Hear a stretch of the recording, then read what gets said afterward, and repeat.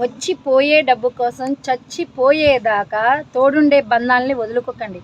దీని తర్వాత ఒక పెద్దయిన ఒక వీడియో చేశాడు, చూసి లైక్ చేసి షేర్ చేయండి. హరహ ఓం. అందరికి నమస్కారం. చిన్న కథ, మంచి సందేశం. 2 ఘటనల గురించి కొంత ఆలోచిద్దాం. ఈ 2 ఘటనలు వాస్తవంగా జరిగింది. మీరు ఇంటర్నెట్లో కొడితే 2 ఘటనలు వస్తాయి. ఒకటి తెలుగు పేపర్లో వచ్చింది, ఒకటి హర్యానాలో జరిగింది. నెట్లో కొట్టి చూస్తే 2 మీకు ఒరిజినల్ ఇన్ఫర్మేషన్ దొరుకుతుంది. ఏం ఘటన? హైదరాబాద్లో కొన్ని సంవత్సరాల క్రితము అక్కడ బంజారా హిల్స్లో ఒక ఇంట్లో, పెద్ద ఇల్లు, అక్కడ బంజారా హిల్స్ లో అంతా కోట్యాధిపతులు వాళ్ళు ఉండే ఏరియా. అక్కడంతా గుంపు చెట్లు, ఒక్కొక్క ఎకరా, హాఫ్ ఎకరాలో ఇండ్లు ఉంటాయి.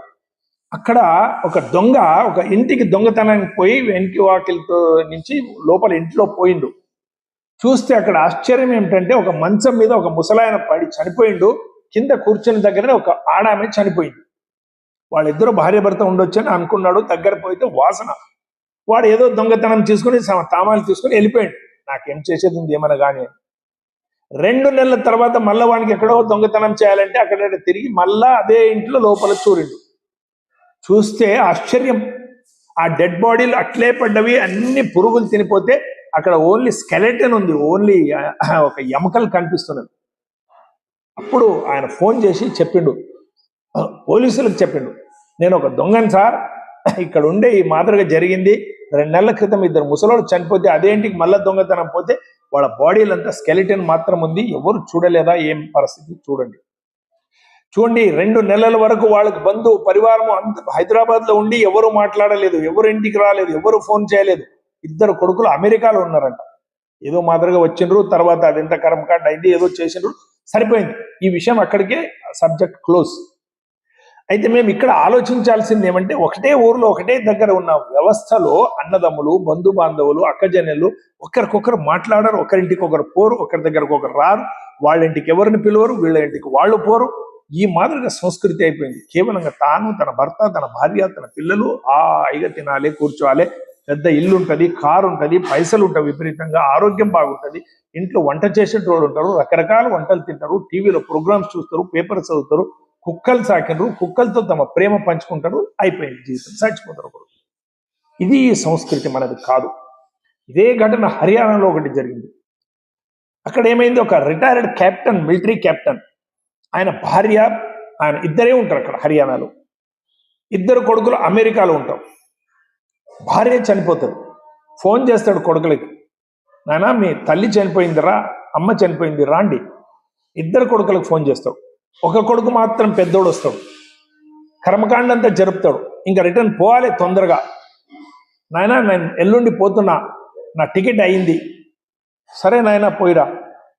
అరే అమ్మ చనిపోయేటప్పుడు చాలా నీ తమ్ముని జ్ఞాపకం చేస్తుండేరా, చిన్నప్పటి నుంచి నీకు తెలుసు కదా తమ్ముని మీద ఎక్కువ ప్రేమ. అమ్మ చనిపోయేటప్పుడు కూడా వాని పేరే నోట్లో వచ్చిందిరా, వాడిని చాలా తలుచుకుని చనిపోయింది, తమ్ముడు వచ్చింటే బాగుంటుండే అని తండ్రి చెప్తాడు పెద్ద కొడుకు దగ్గర.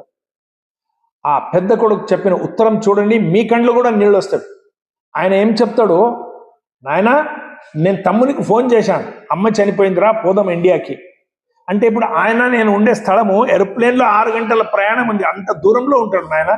నేను పోయి ఇంట్లో మాట్లాడించడానికి కూడా కాదు, 6 గంటల ఏరోప్లేన్లో ప్రయాణం చేస్తే వాని ఊరు వస్తుంది, అంత దూరంగా అమెరికాలోనే ఉంటాడు.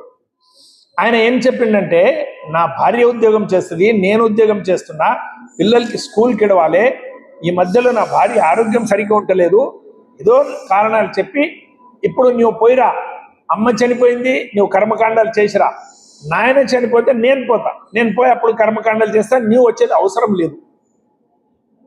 తండ్రి కంట్లో నీళ్ళు వచ్చింది, లోపల పోయి ఏడ్చిండు. తర్వాత ఆ రోజు ఒక కాగితం తీసుకుని దాంట్లో ఒక నోట్ రాసిండు, నాయన నీవు వెళ్ళిపో పర్వాలేదు, కానీ ఒక పని చేసిపో, నా కర్మకాండ కూడా నీవే చెయ్యి. తమ్ముడు మళ్ళీ నేను చనిపోయినప్పుడు అంత దూరం నుంచి అమెరికా నుంచి వచ్చి కర్మకాండాలు చేసేది అవసరం లేదు నాయన అని రివాల్వర్ నుంచి గోలీ కొట్టుకొని చనిపోయిండు ఆ కెప్టెన్. లెటర్ రాసిపోయిండు. ఇది జీ న్యూస్లో వచ్చింది, ఇంటర్నెట్లో కొడితే ఈ ఘటన దొరుకుతుంది. చూడండి, అమెరికాలో ఒకసారి పోయి ఉండిపోతే వాళ్ళకి స్వర్గం. అక్కడ రోడ్స్, అక్కడ సిస్టమేటిక్, అక్కడ డెమోక్రసీ, అక్కడ పోలీస్ వ్యవస్థ, అక్కడ నీట్నెస్, అక్కడ స్కూల్స్, షాపింగ్ మాల్స్, బిల్డింగ్స్, ఇదంతా చూసుకుని చంద్రలోకం ఇది. ఇంకా మాకు ఇండియాకి వచ్చేది అవసరం లేదు. ఇండియాలో డస్ట్ ఉంటుంది, కుక్కలు ఉంటుంది, అంత మురికి ఉంటుంది, ఎవరు అడగరు ఇచ్చారు, అట్లా ఇట్లా లిటరసీ లేదు, మనదంతా బాగుంది, ఇక్కడే ఉండిపోవాలి అనే భావనతో వాళ్ళు మైండ్ సెట్ అయిపోతుంది. పైసలు పైసలు 1 కోటి 2 కోట్లు 4 కోట్లు 10 కోట్లు పైసలు పైసలు పైసలు. ఇక్కడ ఉన్న మానవీయత, ఇక్కడున్న ధర్మము, ఇక్కడున్న అంతఃకరణము, ఇక్కడున్న ఆత్మీయత, ప్రేమ, తల్లిదండ్రులు మనం పెద్దగా చేసి ఇంతవరకు మమ్మల్ని చేసినారు, వృద్ధాప్యంలో వాళ్ళ పక్కన ఉండి కొన్ని రోజులు ఉండదామనే భావన పోతుంది. ఇది చాలా దుర్భాగ్యం. మమ్మల్ని ఇంత చిన్నప్పటి నుంచి పెద్దగా చేసి ఇచ్చేసిన తల్లిదండ్రులకు మేము చూడకుంటే వృద్ధాప్యంలో మేము ఇంత గడిచి ఇంత పైసలు సంపాదించి ఏం లాభం లేదు.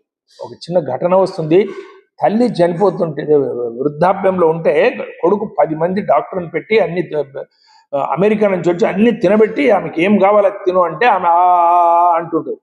అప్పుడు డాక్టర్స్ అంటారు, ఏమంటే అది తెలుస్తలేదు అంటే ఏం తెలుసుకోవాలి సార్, ఇంత తిను, అమ్మ లేవు నువ్వు కూర్చో, అవి తిను, గోడంబి తిను, కిస్మిస్ తిను, బాదాం తిను, చూడు డాక్టర్స్ 5-6 మంది డాక్టర్స్ వచ్చిండ్రు, నీకు అంతా నార్మల్ ఉంది, ఎందుకు ఇచ్చేస్తావు అంటే ఎట్లా అర్థమవుతుంది నీ మాటలు అన్నాడంట.